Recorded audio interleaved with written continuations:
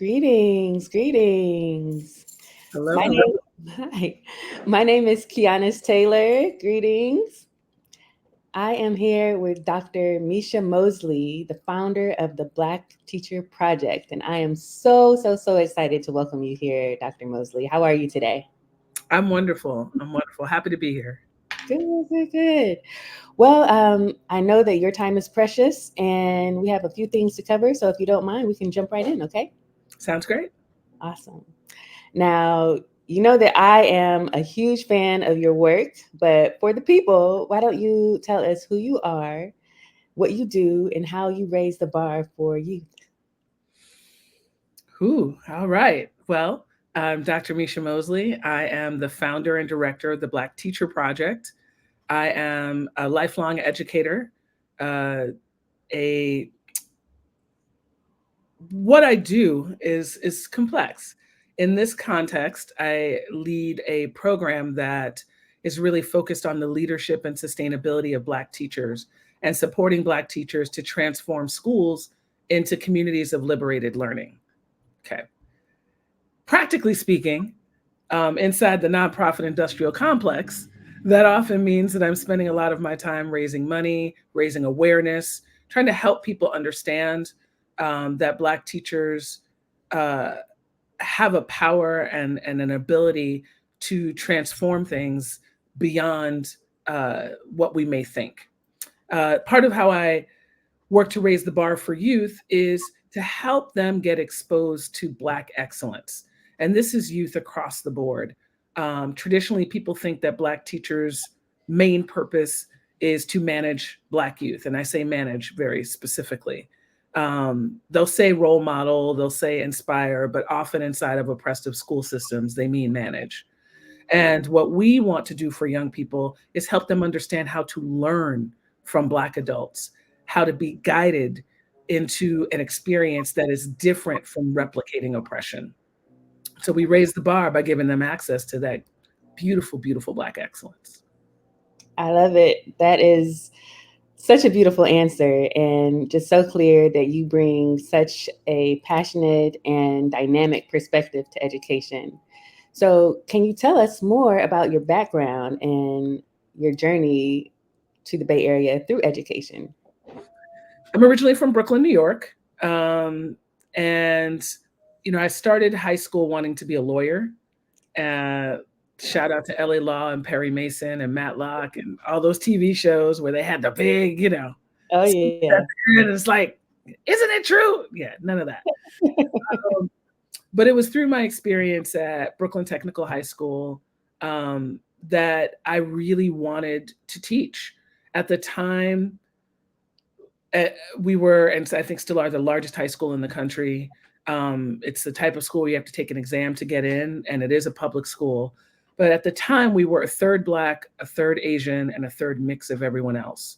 And so that experience of being a part of Black academic excellence inside of racial diversity changed my life. Mhm. Being with teachers who cared about me, who affirmed me, many of whom were different from me. I didn't have a whole bunch of Black teachers, but they saw something in me and cultivated it, helped me understand that's what I want to do for other young people. Um, and so, I went to college, got a credential in my undergraduate time, and I had an opportunity to move to the Bay Area from the East Coast to teach. And, 22, I was like, man, if I don't cross the Mississippi now, I may never do it. Y'all know how it is out here. You come to the Bay Area and it just sucks you up. You're minding your own business. And then you turn around nearly 30 years later and you still here. Literally. Got me. Um, but moving out here to teach in San Francisco, at the time I was teaching in a relatively new school. We were about a year old. That was during the era of reconstitution, where you close one school, paint it, change the name, start a new school, new staff. And we actually just had a reunion. We had a Thurgood Marshall Academic High School was the school where I taught, and there's a special place at a special time, serving mostly Black and Brown students in Bayview, Hunters Point. Um, and I learned so much about Blackness. It looks different out here than it does on the East Coast. Because I had had that experience of racial diversity and academic excellence, I wanted to bring that to my students. So there was a way that my journey was always a dance between me bringing what I had to offer and learning from my students and colleagues. And so, unfortunately, after a few years, I hit the burnout wall, like many teachers do. But because I had gone from undergrad straight into teaching, I also found myself having these great relationships with my students, but not quite seeing that translate into the academic excellence I wanted for them, or and the hopes and the dreams of what I wanted. And so I ran away to grad school is the way I describe it, um, to have a better understanding of what was I up to. Because I love history, I love social studies, but it wasn't just teaching that. There had to be something greater. And I knew that if I became Dr. Mosely, I would have access to um, the ability to change things in a way that I didn't before. Mhm. And it was true. I'm not saying anything now that I wasn't saying 25 years ago, but people listen differently now. So I ran away to Berkeley, got my PhD. In that process, I was working on the diversity project, which was a partnership between UC Berkeley and Berkeley High School focused on racial diversity. So, this is the late 90s. So, just language wise, we go from multicultural to diversity to equity. For folks who are newer, you may not, some of those may seem like antiquated terms, but it's always us trying to understand what we're up to. Right. So, in the diversity project, I was focused on professional development, and that became my passion. How do I help other teachers really take a stance around teaching and learning that benefits all kids and specifically changes the experience for Black and Brown kids who are traditionally underserved? How do we talk about race in real ways that is not about a blame game, but some accountability? And so being able to be in academia and have a practical experience in a high school was also just a huge, huge gift for me. And it helped me understand that you don't have to separate research and practice. They should actually be talking to each other. From there, I went to help start small schools in Oakland because I understood the power of personalization. Even though my high school was the largest high school in the country, we had programs to help us feel seen. And I had firsthand experience with what it means to know that your teachers, your administrators know who you are, care about you, that they're going to hold you to a high standard, not just to jump through hoops, but to help you become a lifelong learner. And that experience followed me in grad school, followed me as I helped to start um, these small schools. And then I had to take a little bit of a break. I moved back to New York for a minute to get some perspective. And I worked in a college access program, the Posse Foundation, which now has a Bay Area chapter. I know Posse. Yeah, at the time I was the national training specialist. This is before we opened the Bay Area chapter. Amazing. It was a college access program. And what it helped me understand is we keep saying, get kids college ready. But our notion of what that means is limited. I'm going to pause because there's a fire truck because it's Oakland and people trying to be safe. All right. So we think about academics, but we don't help people understand we're creating all these changes in K-12, but colleges look the same. Colleges are still on the inclusion tip. Come to our universities and colleges and be like us. They're not on the belonging tip where we're going to change because you're there. Come and conform. And so a lot of young people will make it to college and be lost because they're used to a learning experience that is really about them as human beings. And then they go to university, which is often about them as a number. So Posse helped me as I came back to K-12 work, understand, hey, when we talking about college ready, there's a whole different kind of ready we got to get folks prepared for. So still doing work in equity and diversity. And finally, I was like, you know what? I'm really about this professional development life. I really want to help teachers, but actually my heart is with Black people. And I will also do these professional developments. I'd be working with like the teacher of color group and racial affinity groups. But eventually there'd be the meeting after the meeting. And I would find myself in these small groups with Black educators talking about whatever we're talking about. And finally, I was like, why are we in this? I need to take what I've learned over these decades in the field and really focus it on Black people. And the precipitating event was I was leading a professional development for a middle school in San Francisco. And I hear, hey, Miss Mosely, how you doing? And I'm like, why are people being formal? If you're going to be formal, it's Dr. Mosely. Who is this? It was one of my former students who was a teacher, Oh, wow. Linda Bellinger. And she had been pushed out of teaching at a school in Bayview Hunters Point, where she grew up in her grandmother's house, where I taught her, due to anti-Blackness. So it's a charter school that had white dominant culture, and they weren't feeling her as a Black teacher, even though she's from that neighborhood and has key insights as to what those students need. So she moved to a new school, and this was like her first PD. And so reconnecting with Belinda was the spark where I was like, you know what? I can't let what happened to me happen to her. And I was hearing too many similar stories of her not really feeling like she could actually have the freedom to teach the way she wanted to teach. And so that connection inspired me to start the Black Teacher Project. And we are where we are today.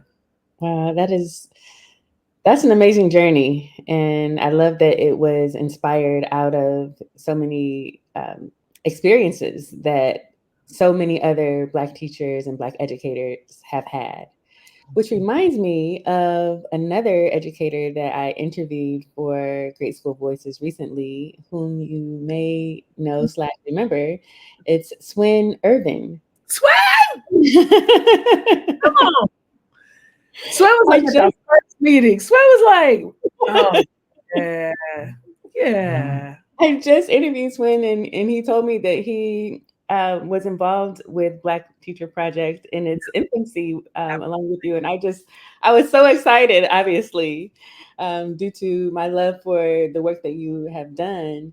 And what you said reminded me of something that he said, which is that for him, growing up in Gary, Indiana, and an hour away from where I grew up in South Bend, Indiana, it really instilled in him this appreciation for having an environment in which Black teachers expected excellence in academics from students. Yes. And so, I really do love that I just heard something similar from you. I just want to pick up on one point around that, because I feel like it's important to note the shifts. Like in the Black Teacher Project, we have 4 pillars, and one of them is Black identity development. And one of the things I learned when I came to California, I was like, oh, Black folks are different out here. You can say that again. I'm just going to leave it at that. But part of it has to do with the migration patterns. Yes. Right? So when we understand Black folks coming from Texas, Louisiana, Oklahoma, Arkansas, in many cases later, right, to California, and California itself being a more recent state being developed. Like when you think about the East Coast and the Midwest, the expectation of Black academic excellence, generationally, was often held from the people who either came directly from the South or who were the children of folks who came from the South. Absolutely. Because of segregation, it's like, we can't afford for you to not be on point. Absolutely. Now, some of that was internalized stuff around like looking good for the white man, but a lot of that was about doing right for our people. And over time, the notion of our people and our responsibility has gotten lost.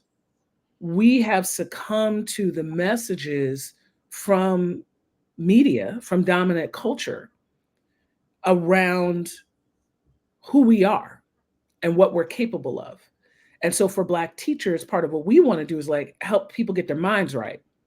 So when you see the babies in front of you, first of all, they're children who are there to be taught. So let's stop acting like they're adults. That's what non-Black folks do, because they're afraid of Black-bodied people often. We know that to be true. We have to understand our children as children, as developmental.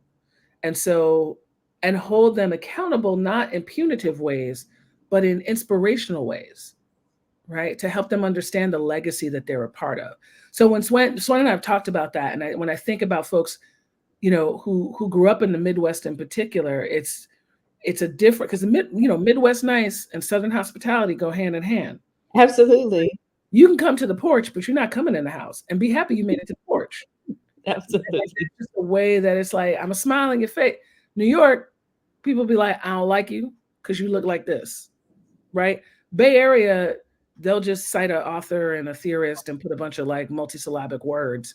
And it's like, I think you said you hate me, but I don't even know what those words mean. So it's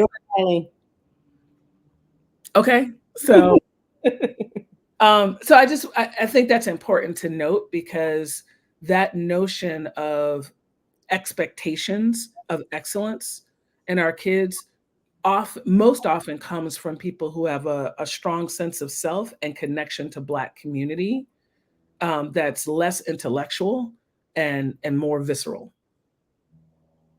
I cannot agree more. I mean, I mentioned growing up in South Bend. My great great grandmother was the first Black writer for the South Bend Tribune newspaper. And this was back around the Great Depression. So just the expectation of excellence was just ingrained. And then moving west, it didn't always feel that way in the environments that I was in, which what it sounds like is what you also observed. Mm-hmm. So let's move to our next question, because we have some more things we want to ask you. All right. What can you tell us about the changes that you have observed in the education system, the landscape of it over your career, knowing that you've been on both coasts and doing this for many years now? The changes. Um, well, one I talked about in terms of the language. I think how the system treats difference. So let's back up. First, we have to understand that particularly public education was always about labor. So education was not made public until the industrial age. Mm. And then, we need people to work in the factories. So we're going to sort workers, managers, owners. And so that like really understanding that foundation for our education system is hugely important. And I say our education system because learning in schools and universities came from the continent, and they weren't about working. It was about knowledge of self and Absolutely. contribution to community. So that disconnect, right? So then we have like the language of democracy and wanting to create, citizens who can be helpful in the country. Somewhere mixed in there, you also have, you got the Cold War. Now we got to do all the competing, the race to space, do more STEM, all this kind of stuff. But the main thing that I think is most important to the current era is the deprofessionalization of teaching and making education a business. Ooh. So even with all those other things, so when I was coming up, I'm a proud affirmative action baby, right? And so there was an understanding of inequity and some small attempts to do something about it. But we weren't quite a business yet. But you get your Teach for Americas, you get your KIPS and some of the chain charter schools, and the late 90s and early 2000s, education started to get bought. And what we're seeing now, and Bettina Love's most recent book, Punished for Dreaming, is, that she lays it all out. She lays it all out, and with receipts. And so looking at this shift to a business model, to a bottom line, we go back to the separation of workers, managers, and owners. But the way it's coming out now is a fourth category of prisoners. So we're not even going to get you to the work. We're just going to go straight to prison. And the school to prison pipeline, people talk about it. It's well documented, the way testing works. I am actually a proponent for testing, just not the ones we have. Mm. Just not the ones we have. I think we need to have some way of being able to articulate what folks know. But now, one of the shifts in education is we're using testing as a punishment. We're using testing to keep people out, not to help people learn. So, even becoming a teacher, Black teachers, one of the number one reasons why Black teachers leave or can't even get started in teaching is testing. And it's not that they don't know the material. So this is where stereotype threat comes in, right? Where folks will feel like, well, maybe I don't know it. Maybe I'm not as smart, right? But you've got math majors from Ivy League institutions not being able to pass these tests. English majors, same thing, not being able to pass these. It's not that they don't know the material. How is the test how are you trained, prepared to do well on these exams? Who are these exams geared toward? Right. And so I would say the big changes have been like watching education become a business, whether you're talking about vouchers. And I want to be clear, I'm not an anti-charter person. I am critical of most charters because the spirit of charters were about communities coming together to try something different to meet the needs of their children. So community-based small standalone charters in the early 90s were powerful places for young people to learn. Mm-hmm. This chain, stand in line, I'm going to make it a rap so it sounds ethnic, even though I'm racist as all get out. Like, I'm not for it. I'm not for it. And so I think everything gets conflated. And so the what we used to have in experimenting, what we used to have, we didn't used to do group work the way we do group work now. Charters pushed for that, which means that you have to have some soft skills of how to relate to one another. But also business pushed for it because business said, hey, we're entering the tech era and we need people to innovate and we need people to talk and try and experiment. And so you can't just be in your individual silos. So we saw group work really come on the scene like in a bigger way in the 90s. It was a combination of business asking for it, but also alternative ways of learning.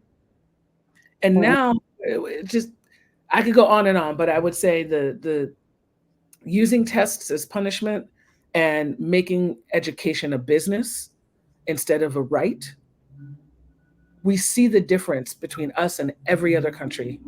Every other country. Let's localize our conversation a bit. Mm-hmm. How would you describe the state of Black education in Oakland?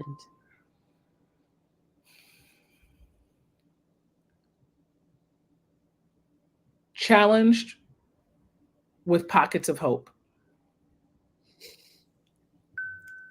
So, current state, we have a Black superintendent. We've had Black superintendents for some time. Um, no one superintendent, no one school board, no one school, no one principal. Like the state of Black education in Oakland is reflective of the state of Black people in Oakland, right? Mm. And challenging comes from the manifestation of systemic oppression. It comes from the anti-Blackness that exists in a once strong Black cultural environment. So we will often, hark back to the Oakland of old. But what we're dealing with now is, I mean, we can talk about gentrification and the white tech bros and all of that. But we also have to understand that Black and Brown people are not relating to each other the way we used to. Mm. That now, because of gentrification, people's proximity to whiteness, people's desire to have what they feel like are the monetary gains from whiteness are shifting our relationships. And so when you think about the Black community in Oakland, granted, a lot of it was formed, just like in most cities, out of segregation, but it developed through those strong Black communities. You had a development of interaction across race that allowed Black people to thrive at times. Not everywhere. We're not going to forget about the role of class in all of this. But when you think about Black education right now, who are the Black people still in Oakland? Where do they live? Where are they sending their children? What schools are still predominantly Black? We can name them. That's true. And so you have a lot of Black children going to schools where they are one of a few. While when you look at the numbers, the percentages of Black students in OUSD and Black teachers, it looks like we're on par, right? But if you dig a little bit deeper, you'll see that the concentration is not quite as evenly matched. And so part of what's happening is that the rise of anti-Blackness, because of how we've decided to deal with racial equity, is leaving Black education in a place that is pitting us against, I mean, and this happened as soon, I feel like as soon as I got here in the 90s, against English language learners who, PS, are not all Latinx folks, right? But Mm, there's automatic, like, we're beefing for money. mm, We're beefing for services. Why do you have a office that's dedicated? You know, people say, why do we have a Black teacher project? Why don't we have a Latinx teacher project? I'm like, we need one. That's not for me to start. So part of the state of Black education in Oakland is the attack on the very notion of focusing on Black people in Oakland. So the mm, push out of folks, the people who are left are trying to get by. The Black middle class is not concentrated in ways that it used to be. So what used, you know, I never experienced, but I long for the opportunity to be in Black mixed class environments and neighborhoods. So we already had the class divisions, and it's exacerbated even more now, so that the Black folks who are sending their kids to school often don't have access to get up somebody's behind to make sure their baby's getting a good education. And if they do, if you don't say it the right way or jump through the hoops to put doctor in front of your name, you often don't get listened to. Then mm. Black teachers are in a position where folks are like, you're supposed to be taking care of our babies. So the Black teachers in Oakland are coming because they're like, oh, it's Oakland. I heard this was the town. And then they get here and they're like, I can't afford to live here. I mean, I'm going to do what I can for these first couple of years, but then I got to figure out how to make some money or I got to go. It sounds like the weight of anti-Blackness has just really translated into less solidarity and more focus on assimilation and being the model minority. In many cases, it has. What I will also say is, and this is where some of the possibilities and some of the hope comes in, is that people are pushing back. I'll say for us, we're working with other Black-led organizations, with other organizations that are focused on Black educators to understand what can we do together, and working across racial difference, working with programs and organizations that are serving a diverse group of teachers with a focus on anti-racism, right? And so the reason why I say that's hopeful is it's gonna take, I say this all the time, we talk about the Black Panther Party as though they worked alone. And if you actually study the Black Panther Party, you understand that they worked in coalition. They also worked in affinity, but they worked in coalition. And it is that we have to do both.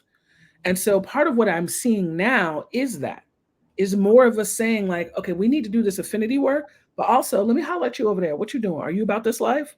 What can we do to work together? So we're trying to rebuild that. But Oakland's full of a bunch of people like me. We got a lot of us who are transplants, who didn't grow up here, who heard about what it used to be and are trying to get it back to that. But there's also there's a sadness. I mean, this is not education, but it's close to all of our sports teams. As a huge sports fan, Yeah. even what it means to treat young people to a game as a prize, Yeah. you know, not here. The culture and the energy of a place and space that where the community is cared about. Like young people, particularly our young boys, we know they like sports. I remember when the Warriors were here and the Warriors were winning, and what, like, the idea of a young person being able to get Warriors tickets, you bet I'm gonna study for that exam.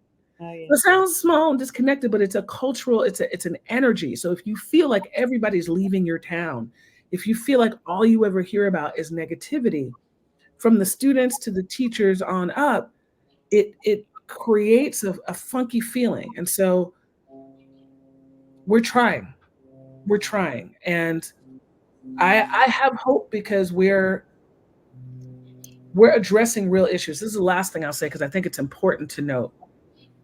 As much as we're trying to support teachers and navigating these exams and navigating what it means to even be able to teach, one of the biggest things we're hearing is the proliferation of the use of the N word and racialized, disparaging comments to Black students and Black teachers by non Black students without any accountability.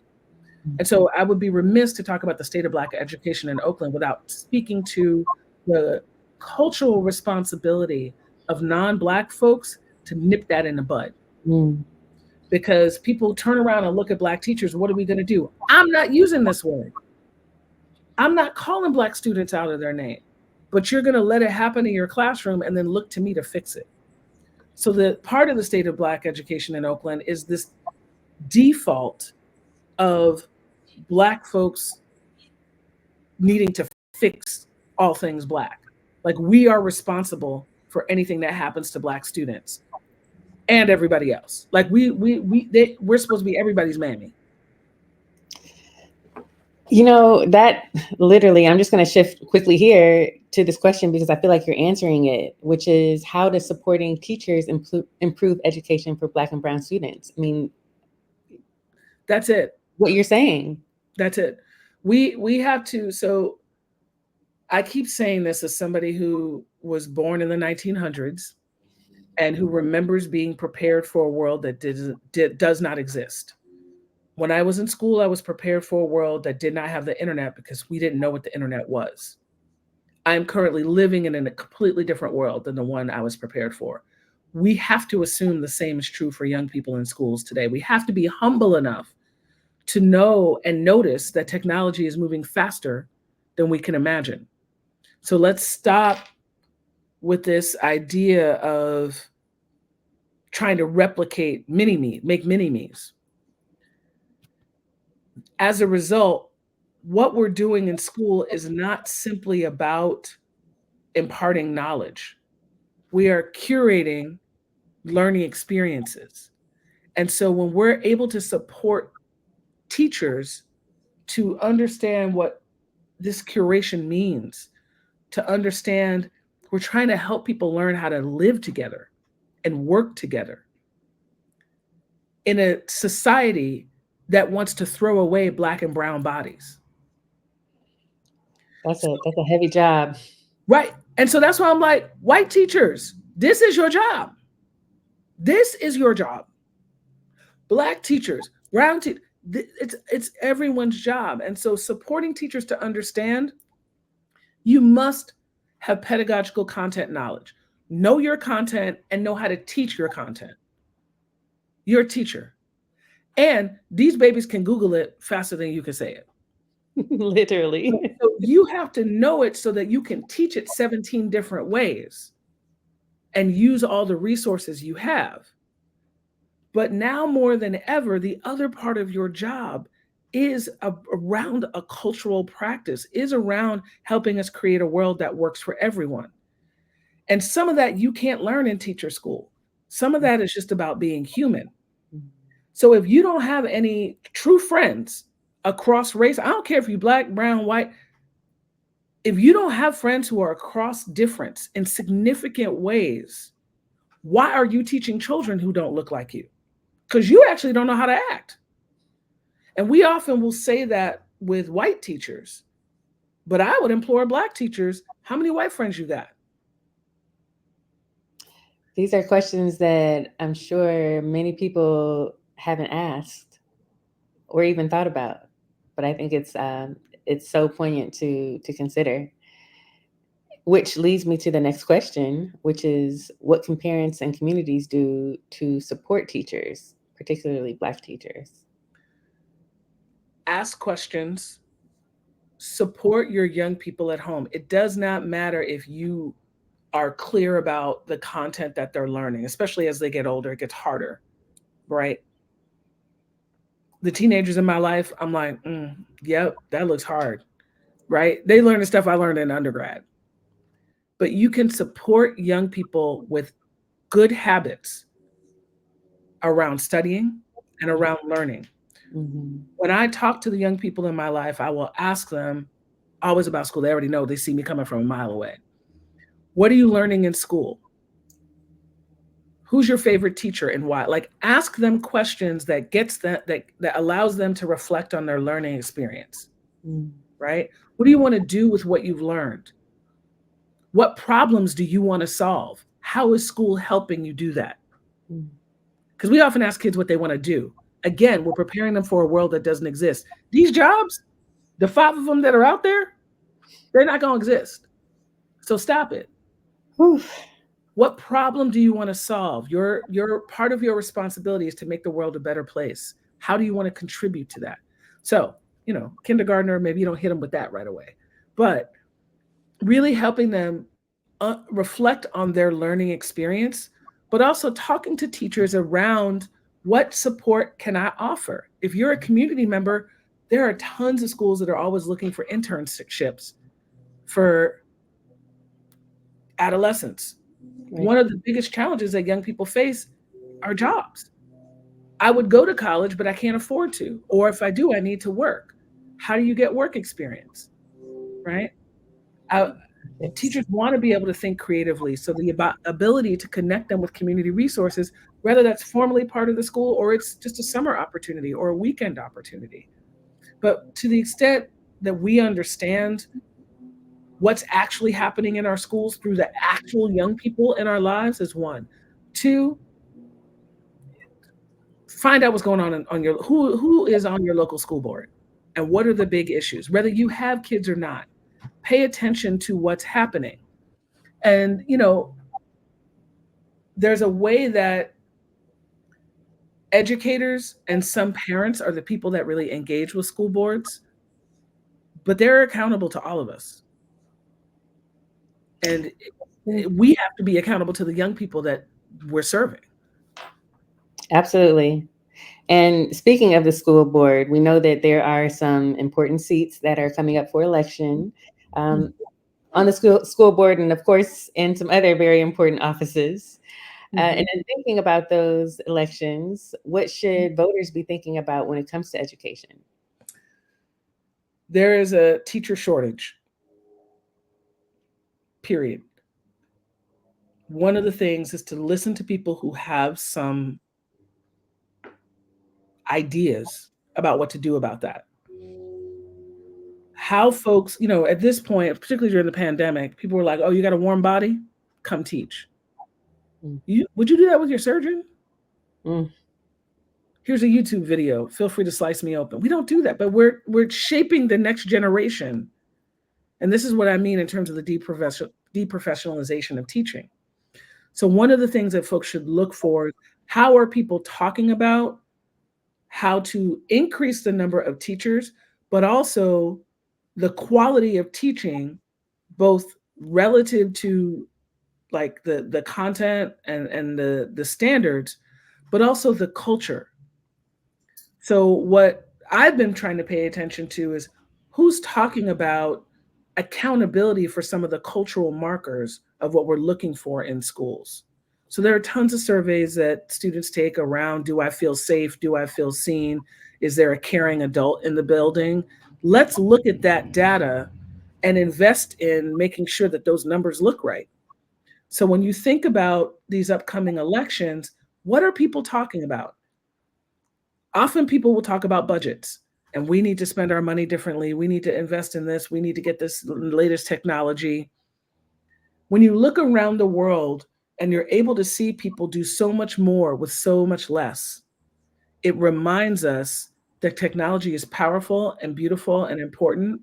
And that's not the core of teaching and learning. It's just not.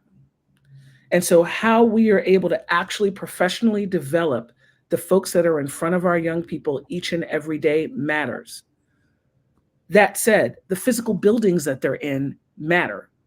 So who knows, who's been to any of our schools and knows the leaks, knows about the rodents, knows about, like, kids deserve to be in safe spaces.